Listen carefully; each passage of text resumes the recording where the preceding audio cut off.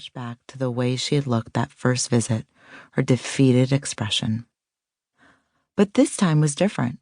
She was beaming. "I just stopped by to tell you how well James is doing," she said. "He just loves college." She went on to tell me that he seemed happy, confident, and independent. "For 3 years, though," she admitted, "I thought I was banging my head against the wall."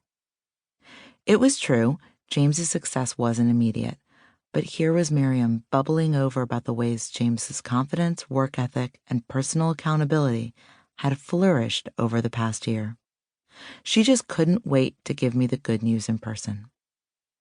Although each child has his own gifts, strengths, and struggles, James is typical of the boys I work with. The truth is that preteen and teenage boys think differently, act differently, and often process information differently from their female counterparts. And as a group, they are consequently lagging behind girls in school achievement. It's not just about grades, though. It's a way this lag translates into lower academic self-confidence and self-esteem, issues that worry many educators and sociologists who tend to agree that this gender gap seems worse now than in the past. Although each student's individual personality and circumstances play a role, there are 5 basic factors I see when working with preteen and teenage boys. Trouble with multitasking, over-involved parents, technology distractions, sleep deprivation, fear of making wrong choices. For some boys, all of these factors play a role in their challenges with organization and time management. Other boys may struggle with just 1 or 2. It's also important to realize that the factors affecting your son may change over time. A 7th grader who struggles with multitasking, for instance, may become a high school sophomore who is distracted by technology and exhausted from sleep deprivation. Let's look at each one in more detail. Challenge 1: the reality of multitasking. First and foremost, we, and by we I mean schools, parents, and educators, ask boys to multitask in school more than ever before, and yet research shows that this kind of academic juggling is tougher for boys than for girls. 30 years ago, most 6th graders had 1 teacher for most of their academic classes.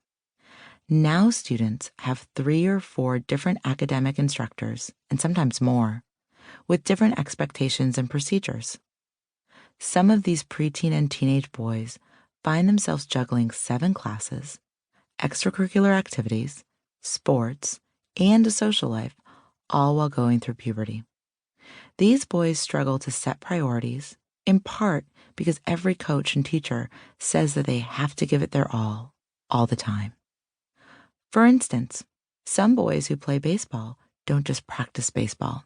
They have batting practice, team practice, hitting coaches, and conditioning. Academically, they've got homework, long and short-term projects, outside reading, makeup work, and research. Just thinking about it is enough to make even a well-organized adult tired.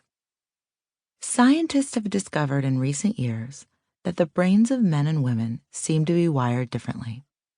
Women can more easily handle language-based multitasking, writing notes while listening to someone speak, for instance, while men are superior at spatial-based multitasking, which comes in handy in sports and video games, but is rarely any help in the classroom.